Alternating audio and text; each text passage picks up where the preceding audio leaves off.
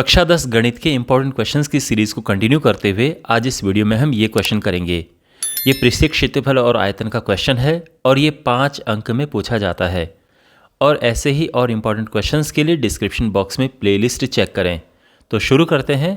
तो क्वेश्चन है, एक बर्तन एक अर्धगोलाकार कटोरे के आकार का है जिसके ऊपर समान व्यास का एक खोखला बेलन लगा है। तो बर्तन कुछ इस प्रकार का है कि एक अर्धगोलाकार कटोरा ये हो गया और इसके ऊपर समान व्यास का एक खोखला बेलन लगा है। तो इस तरह से अर्धगोलाकार कटोरे का व्यास 14 सेंटीमीटर है और बर्तन की कुल ऊंचाई 13 सेंटीमीटर है। बर्तन का आंतरिक पृष्ठीय क्षेत्रफल और आयतन ज्ञात कीजिए। तो यहाँ पर ये जो अर्धगोलाकार कटोरा है इसका व्यास ये है, ये 14 सेंटीमीटर है। तो इसकी त्रिज्या इसकी आधी यानी 7 हो जाएगी। समझ रहे हैं आप? और इसी तरह से बेलनाकार भाग है उसका व्यास भी सेम होगा क्योंकि बिल्कुल अर्धगोलाकार भाग के ऊपर लगा है। तो इस तरह से ये हो गया है।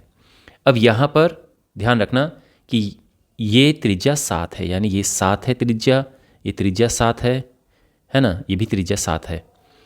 बर्तन की कुल ऊंचाई 13 सेंटीमीटर है। तो 13 सेंटीमीटर में पूरी ऊंचाई इसकी आ रही है यहाँ से और यहाँ तक। अब हमें क्या ज्ञात करना है? इस पूरे बर्तन का आंतरिक पृष्ठीय क्षेत्रफल और आयतन। तो आंतरिक पृष्ठीय क्षेत्रफल हमने इसका ज्ञात करना है, यानी अंदर का पृष्ठीय क्षेत्रफल। ये पूरा खोखला है, ठीक है, इसके अंदर हम कुछ भर सकते हैं, पानी वानी।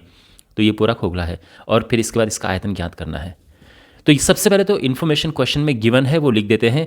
कटोरे का त्रिज्या आप देख सकते हैं, कटोरे की त्रिज्या यानी जो अर्धगोलाकार भाग है वो उसमें कटोरा है और उसकी त्रिज्या है। तो यहाँ पे जो अर्धगोलाकार कटोरा है यानी अर्धगोलाकार भाग जो है उसकी त्रिज्या है 7 सेंटीमीटर और जो बेलन है बेलनाकार भाग है उसकी त्रिज्या 7 है। और बेलन की ऊंचाई क्या आप बता सकते हैं कितनी होगी? तो देखो 13 है पूरी, 13 में से अगर हम 7 हटा देंगे तो बचेगा 6। तो 6 सेंटीमीटर बेलनाकार भाग की ऊंचाई है और 7 सेंटीमीटर ये जो अर्धगोला है उसकी ऊंचाई हो गई, तब जाके ये 13 सेंटीमीटर बनी है। तो ये सारी इन्फॉर्मेशन पहले हम लिख देते हैं। तो यहाँ पर क्वेश्चन में जो इन्फॉर्मेशन दी है वो मैंने यहाँ पे लिख दी है। अर्धगोलाकार कटोरे का व्यास 14 सेंटीमीटर और उसकी त्रिज्या आधी हो जाएगी यानी 7 सेंटीमीटर। बेलन जो है उस बेलनाकार भाग उसकी त्रिज्या सेम है 7 सेंटीमीटर जो कि इसकी त्रिज्या थी। तो दोनों ये भी 7 सेंटीमीटर आ गई। ऊंचाई 6 सेंटीमीटर और 6 सेंटीमीटर क्यों है ये मैंने आपको समझा दिया है। अब इसके बाद हमने ज्ञात करना है आंतरिक पृष्ठीय क्षेत्रफल। तो बर्तन का आंतरिक पृष्ठीय क्षेत्रफल होगा अर्धगोले का पृष्ठीय क्षेत्रफल प्लस बेलन का पृष्ठीय क्षेत्रफल, ठीक है ना, अर्धगोला प्लस बेलन। अब हम इनका फॉर्मूला लिखते हैं।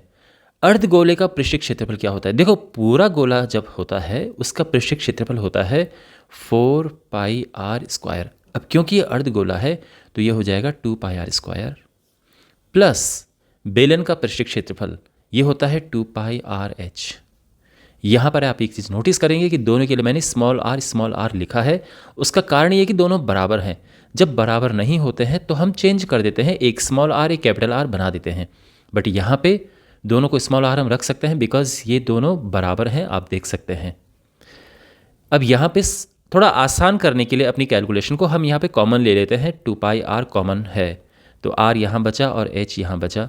वैल्यूज़ हम पुट कर देते हैं। तो 2 × पाई है 22/7, आर है 7, 7 + 6, ये 7 से 7 कटा और ये आया 22 दूनी 44 गुणा 7 6 13। और अब यहाँ पे हम कैलकुलेशन करते हैं। 13 चौको 52, तो ये आ जाएगा गुणा करके इतना सेंटीमीटर स्क्वायर, है ना। 13 चौको 52 हासिल 5, 13 चौको 52 5 57, हाँ ये आ गया। यूनिट सेंटीमीटर स्क्वायर होती है इसकी, इसका जो मात्रक होता है, तो इसका ध्यान रखना। और ये हमारा आंसर आ चुका है। और अब हमें ज्ञात करना है बर्तन का आयतन। तो बर्तन का आयतन हो गया अर्धगोले का आयतन प्लस बेलन का आयतन। अर्धगोले का आयतन क्या होता है? देखो पूरे गोले का आयतन होता है 4/3 πr³। क्योंकि अर्धगोला है तो इसका आधा हो जाएगा, ये 2/3 आ जाएगा। बेलन का आयतन, तो बेलन का आयतन πr² होता है। अब यहाँ पर कैलकुलेशन को आसान करने के लिए हम कॉमन ले लेते हैं। जो कॉमन आ रहा है यहाँ पाई आर स्क्वायर कॉमन है, यहाँ बचा 2/3r और यहाँ h अंदर बचा। ठीक है, अब वैल्यूज़ यहाँ पे पुट करते हैं तो थोड़ा कैलकुलेशन होगी। यहाँ पे 22/7 गुणा 7 का स्क्वायर होगा, क्योंकि r 7 है तो इसीलिए हम इसको 2 बार लिख देंगे। 2/3, r 7 है और h 6 है। ठीक है, 7 से 7 कटा और ये आ जाएगा 22 गुणा 7 यानी 154, और अंदर ये होगा 7 दूनी 14, 14/3 प्लस 6। ओके,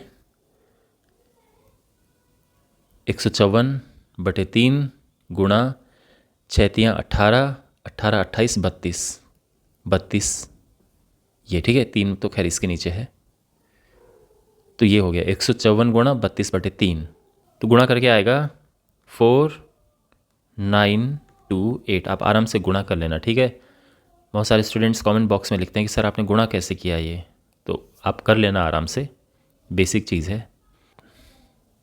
और यहाँ पर अब हम 3 से डिवाइड करेंगे। वैसे यहाँ पे छोड़ सकते हैं हम, बाकी आप इसको पॉइंट में भी लिख सकते हैं और इसको हम मिक्स्ड फ्रैक्शन भी बना सकते हैं, मिश्रित भिन्न। तो ये अगर मिक्स्ड फ्रैक्शन यानी मिश्रित भिन्न में लिखना है तो ये होगा 1642/3, और अगर पॉइंट में लिखना है तो 1642.667, इतना इस तरह से लिख सकते हैं राउंड ऑफ करके, और ये सेंटीमीटर क्यूब आ जाएगा। मेरे हिसाब से ये आंसर, ये वाला आंसर, मिश्रित भिन्न वाला आंसर सबसे परफेक्ट तरीका है लिखने का। बाकी आप कैसे भी लिख सकते हैं। मैं उम्मीद करता हूँ कि आपको ये क्वेश्चन अच्छे से समझ आया होगा। ऐसे ही और वीडियोस के लिए डिस्क्रिप्शन बॉक्स में प्लेलिस्ट चेक करें और चैनल को सब्सक्राइब करें।